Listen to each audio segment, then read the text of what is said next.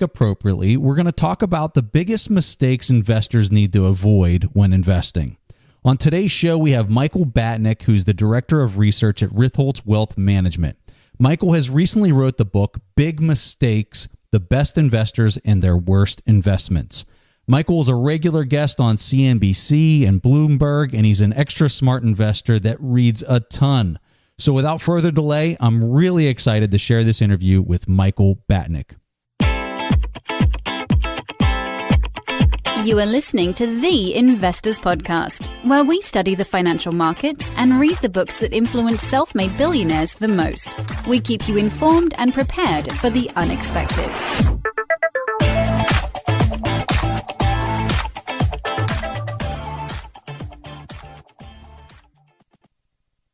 All right, welcome to the Investors Podcast, and I am pumped to have Michael Batnick with us. So, Michael, you wrote this book, Big Mistakes.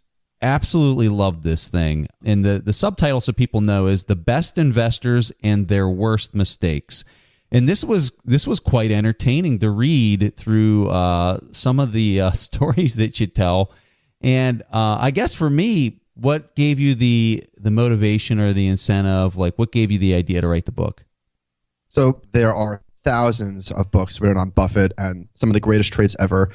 And when they do study billionaires, what they typically do is they try and explain to people how they were successful, some of the lessons that they've learned along the way, so that in turn you can replicate their success. So what I wanted to do was invert that and to show people that the best investors of all time are human beings just like you and I, and it doesn't matter whether you're managing your own 401k or a taxable account or $1 billion hedge fund. It's really hard, and it doesn't even matter if you're buying and holding or you're stock picking or whatever you're doing. It is supremely difficult, not just to beat the market, but even to keep up with it. Love that. So one of the stories in here that really kind of caught my attention, and I know this has been pretty public within the investing circles, but for maybe people that aren't intimately familiar with what's happening on Wall Street or big names, Bill Ackman is a guy that you highlighted in your book. And you tell this amazing story about him and Herbalife, and I just want you to kind of share some of your thoughts, some of your research, and really kind of your end state. What was the big mistake that Bill Ackman made on this one? So the mistake that Bill Ackman made is probably one of the most common mistakes that investors make, and probably one of the easiest mistakes to avoid. And that is, do not talk about your investments with friends, with family, because they become part of your identity, and it makes it really difficult to change your mind. And if you are an active trader, then having the flexibility to change your mind is one of the most important characteristics of successful investors or traders. And the more you speak about it publicly, now imagine he did multiple 300-page slideshows, presentations, and 6 months later he says, I made a mistake. I mean, investing is hard enough as it is. I don't think you need to make it any more difficult, and talking publicly is a really easy way to make it exponentially harder. You know, Stan Druckenmiller, whenever you hear an interview with him, he often will caveat something at the end when he says, well, yeah, I have this opinion about gold today, but I might change my opinion 10 minutes from now. So, like, I think that's probably a better way to approach it if you would be talking to friends or families. And it goes to this consistency bias that you're talking about, where, you know, if you do say something and you change your mind, you just don't feel too bad about it because you've already caveated it, I guess. Oh, and this goes beyond investing, but certainly with markets, people are loath to change their mind on an opinion that they had, right? Like, it takes a very big person to say, hey, you know what? I was a little ignorant. I didn't have all the information, or I simply changed my mind. That's okay. I think that's like a really healthy thing, but it's hard for most people to do. How do you think, I guess for me, like, and you see this, it's so prevalent. How does a person overcome that? Like, what can they do to start getting in the habit, I guess, of being not scared to say those things? So I'm sorry, the question is, how do people change their mind? Well, no, how do people develop the habit to be more Buffett-like in the way that they approach their mistakes? Because I think that's what a lot of it is, of being able to change your mind in a public setting. And I know your real point is just don't talk about your picks and like become an identity with you. But if people would have a conversation about it and they do want to say or caveat it with, this is my opinion today, but I could be dead wrong. How does a person develop that sense of comfort to be able to discuss things and discuss their potential for being wrong?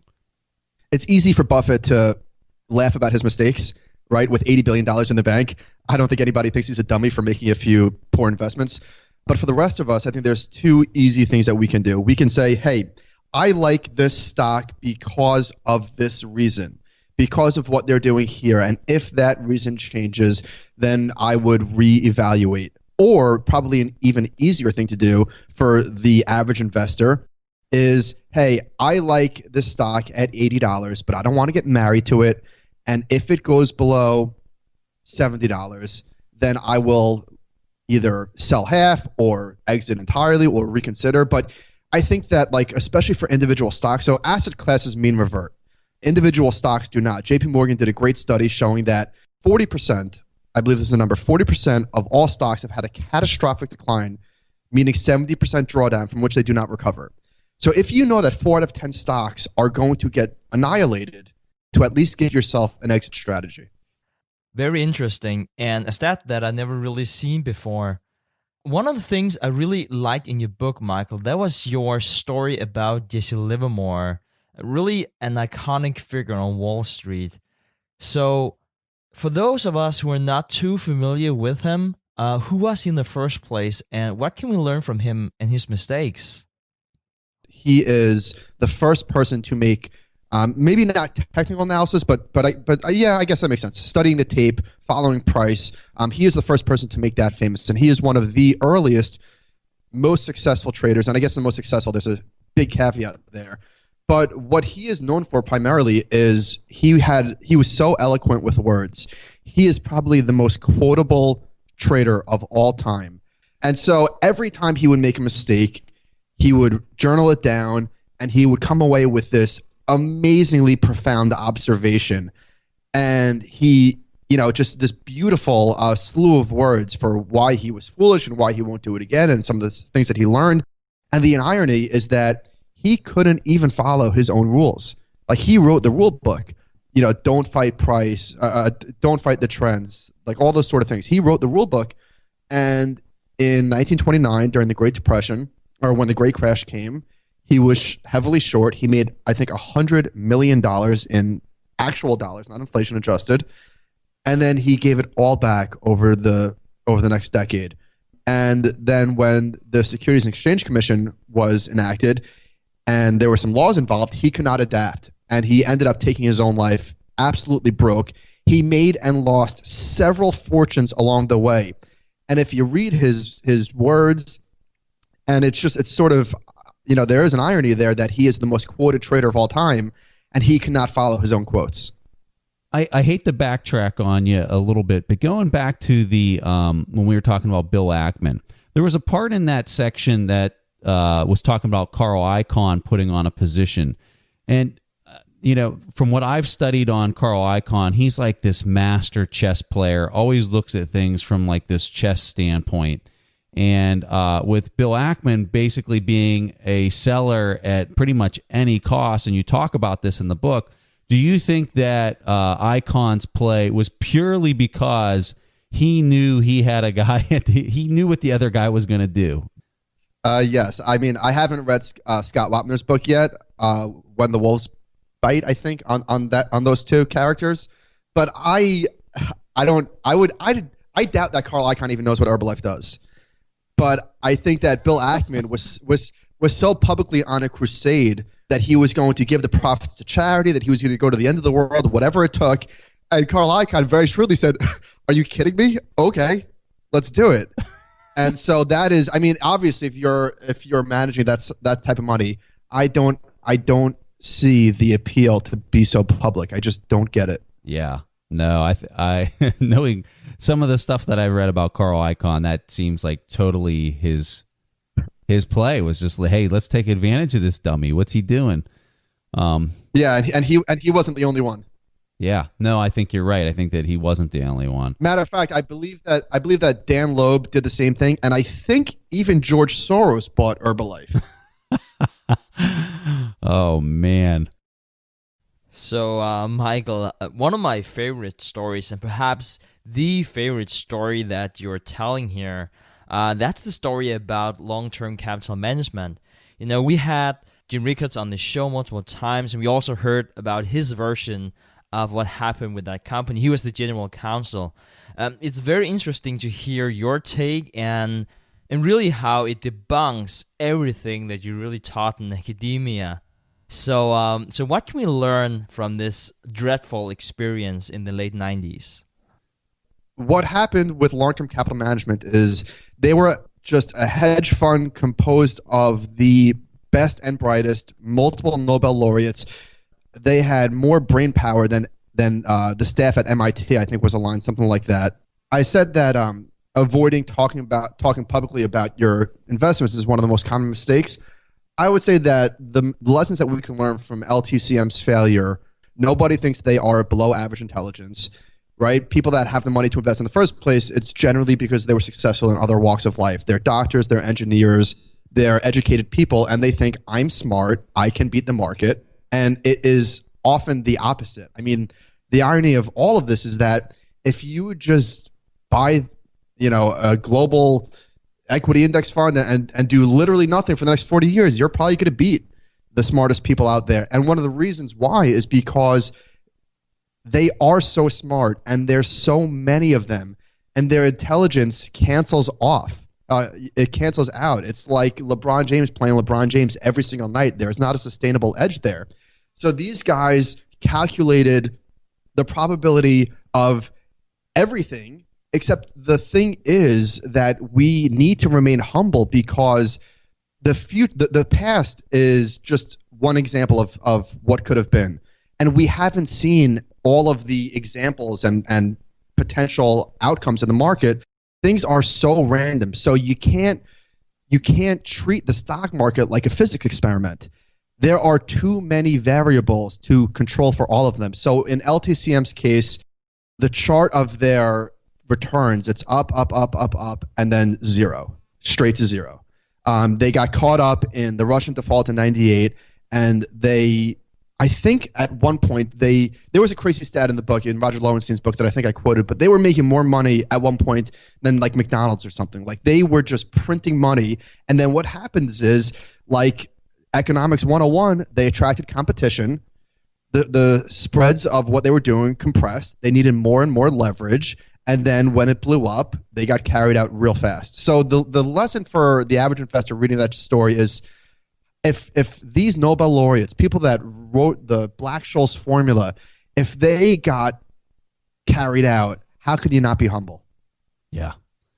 Yeah, and their returns, I think the other thing that sucked in so much capital, and you talk about this in the book, is the amount of their returns when they first started were huge. I mean, 20, 30% annually. Not only were their returns huge, but their Sharpe ratio or their risk-adjusted returns were off the charts because, to their credit, they had found an inefficiency and they exploited the heck out of it. And other people said, companies like Goldman Sachs said, hey, wait a minute. Yeah. That's a good strategy. And then Morgan Stanley said, that's a good strategy. And then that's what happens. And then the opportunities compressed and they piled on leverage and then kablooey. Well, having said that, Michael, I'm curious to hear what you think about Dalio's Bridgewater Associates and how they might be attracting competitors into what they do in risk parities. So I don't think so because I don't know how big All Weather is, but I'm making this up. Let's call it $30 billion out of the 200 something that they manage. It's all in like stock futures and bond futures and super deep liquid stuff. So I'm not necessarily concerned that any replication of that sort of strategy is going to have send tremors through the market. There was an experience like that, the quant quake in the summer of 2007, where all of these quants were doing the same thing, and that potential for disruption in the short term, yeah, I mean that certainly exists. It's not something that keeps me up at night, but I wouldn't be surprised if we had another August 2015 type moment at some point in the future. Mm-hmm. So one of the figures that you talk about later in the book is a very interesting investor because it's a venture capital play, and you mentioned Chris Sacca. I didn't see in your book that you talk anything about Chris when he first started off. I don't know if people know this, but when Chris was at Georgetown, I think he was in the hole $1 million or a couple $1,000,000 or something before he went to Google, which is just fascinating.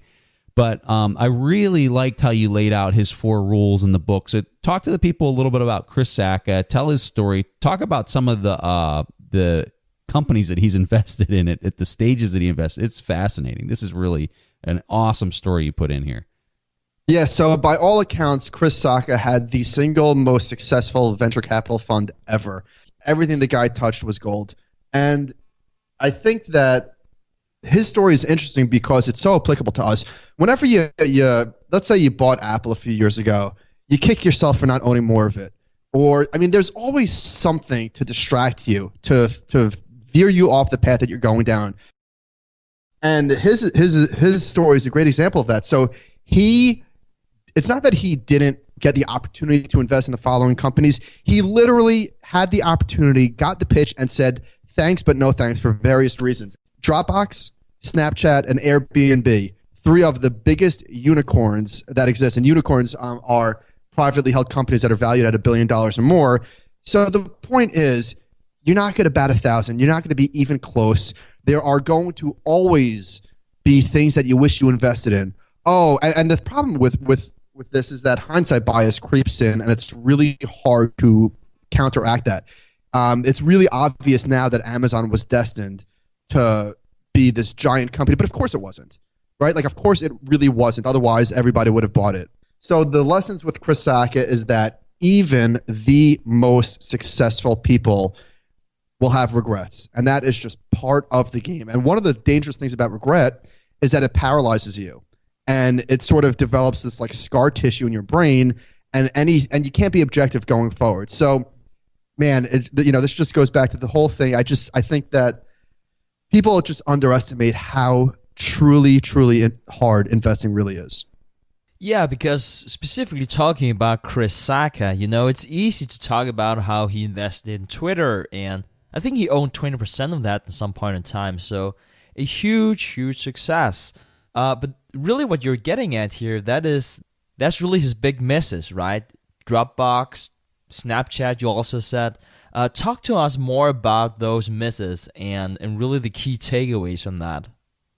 Yeah, so Dropbox, Airbnb, and Snapchat, like I said, 3 of the biggest, most successful private companies. It's not that he didn't have the opportunity. Each of these founders came to him. And for various reasons, Dropbox, he said, what are you kidding me? Google's going to crush this. Airbnb, he thought there would be murders in people's homes. He said, what sort of maniac would fund this sort of company? And then Snapchat, he said, the guys that send pictures of expletives. And so he's able to laugh it off because, his success is so overwhelms the 3 misses.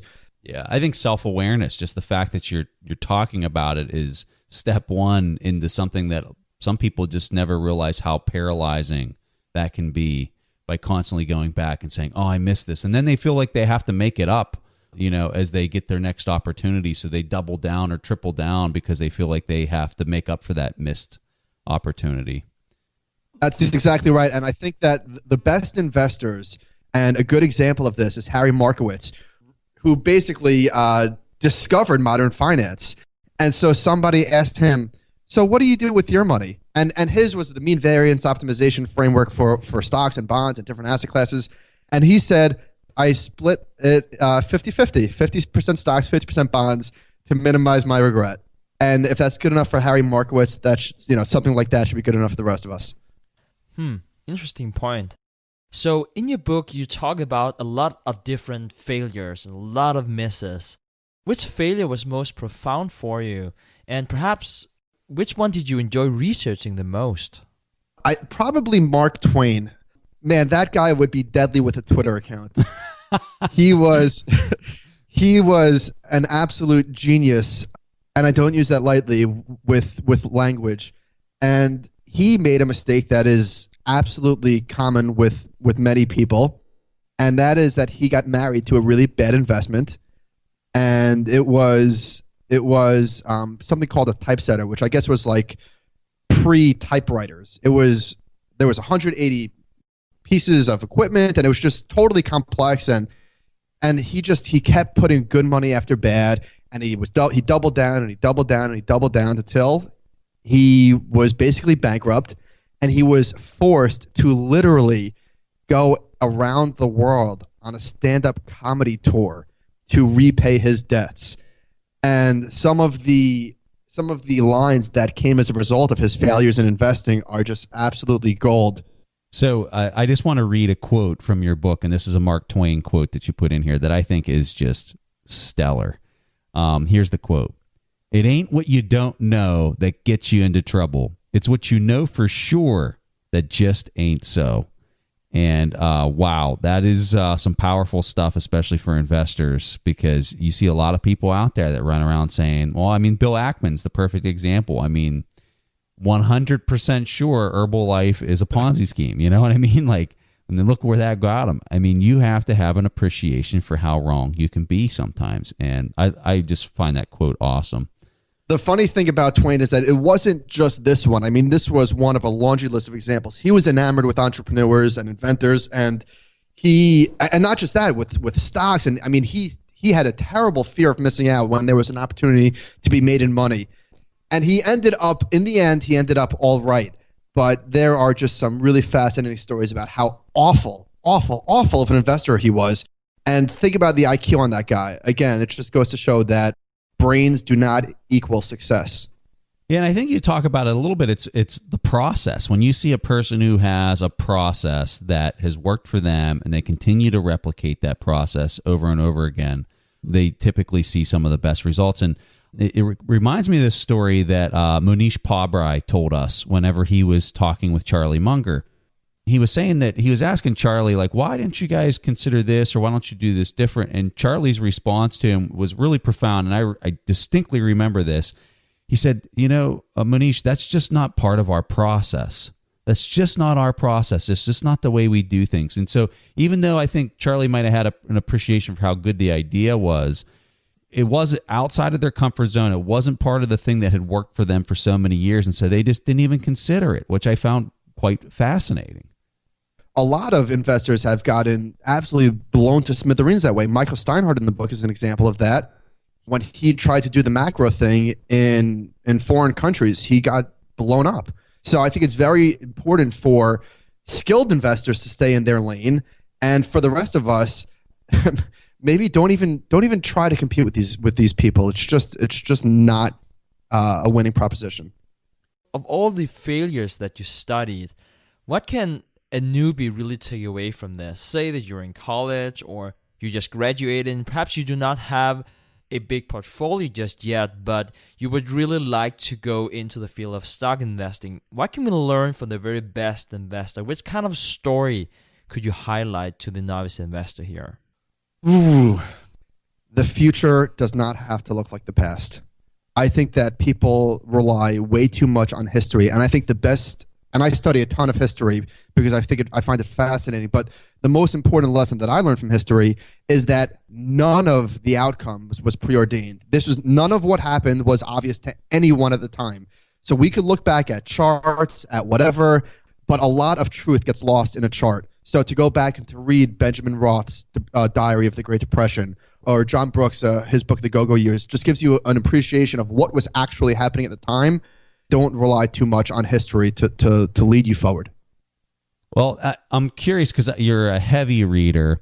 I like on your Twitter account how you said you're a long-distance reader. I love that statement. That's pretty cool. So out of all the books that you've read, what book would you say has had one of the biggest impacts on your investing approach or just kind of has shaped you? And if you want to throw out more than one, go ahead. This is tricky. I think that, well, I mean, I've had a long journey, and so I think that a lot of these books, it's just sort of like compound interest. It's not one book that did it. It's just over time. So as just a quick example of that. So I believe the first book that I read was The Intelligent Investor. And so I was so enamored with the whole Mr. Market thing. I remember reading it to my mother because I was so excited. Like, it was like a light bulb. Like, oh my God, this is so incredible. And So I was enamored with valuations and fundamental analysis, and then I tried doing basic work, and that didn't work. So then I read Reminiscences of a Stock Operator by Jesse Livermore, and it was another light bulb. I'm going to be the next Paul Tudor Jones. This is so easy. Just be patient and don't fight the trend and all those sort of things. So it was really just a long evolution. I would say that my probably my favorite investment book is The Money Game by Adam Smith, which was written in 1968, I believe. And by the way, his name is George Goodman. It was the pseudonymous Adam Smith. And it was written in 1968, and that could have been written today. He was such a wordsmith, and it was just so funny. And some of the observations that he made on the human nature of investing were just hilarious. So that, if I had to recommend just one, maybe not to start with, but if you have, if you're already a seasoned investor, I would say definitely pick that one up. Well, Michael, thank you so much for coming on the show. The name of the book is Big Mistakes, The Best Investors and Their Worst Investments. Michael, if people want to learn more about you, give them a handoff so that they know where to go. Sure. So it's not that hard to find me. I have a blog, michaelbatnick.com, and I do a podcast every week with my friend and partner, Ben Carlson, called Animal Spirits, where we discuss, a dozen topics that are going on. Not so much the trading stuff, but just, hey, what's happening in the market and the world, and shoot the breeze. And that's where you can find me. Awesome. Thank you so much for coming on the show today, Michael. Yeah, my pleasure. Thank you so much for having me. All right, so this is the point in the show where we play a question from the audience, and this question comes from Spencer.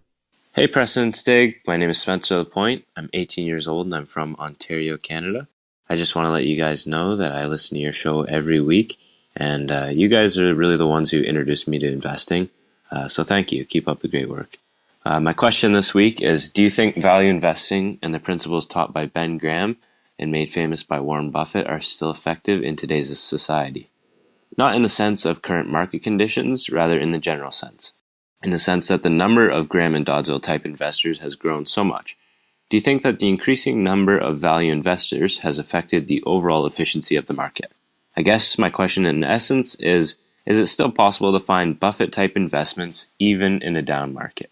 Thanks, and I hope to hear from you guys.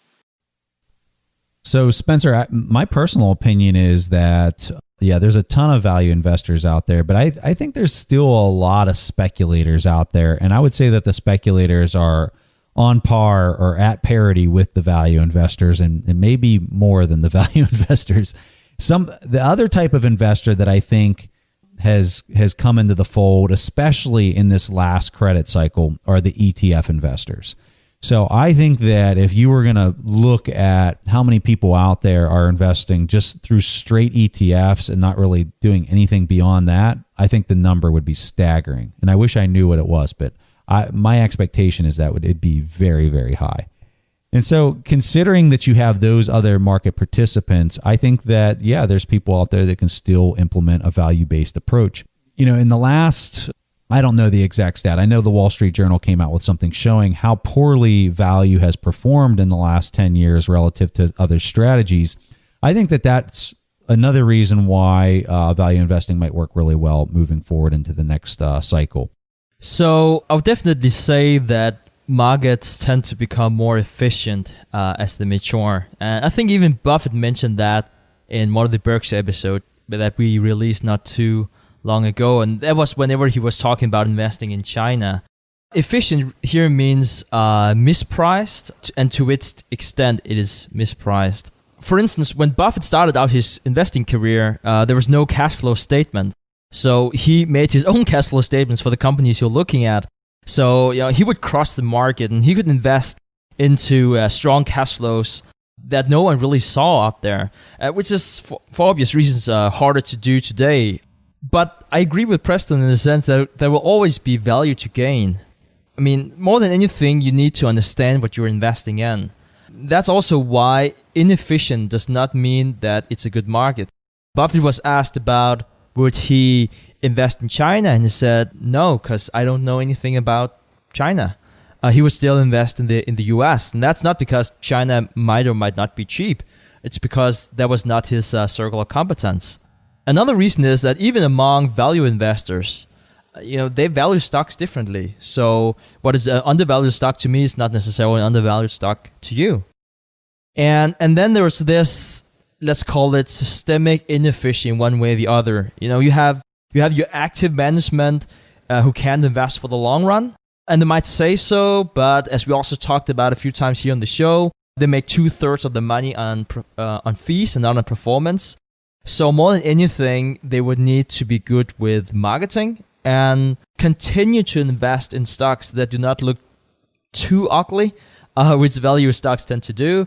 And then you have the thing with indexing, Preston briefly mentioned before. At least the way it looks like is that all the indexing will give you more volatility. Say it might give you a flash crash. I mean, there's still value to gain, but perhaps not as much as in the past. But I still think there's a lot of value, if you will, to gain.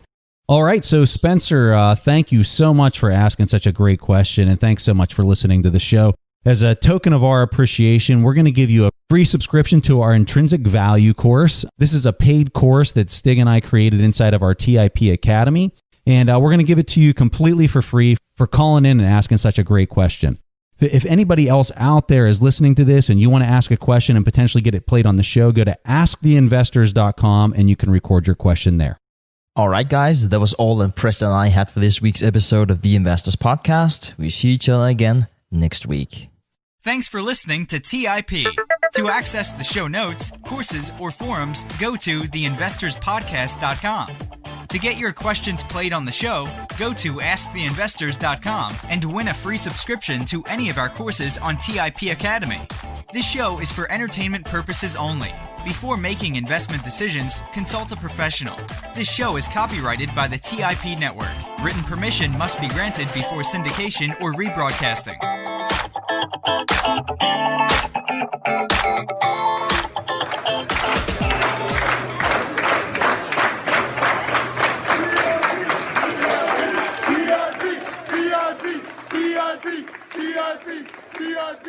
TIP.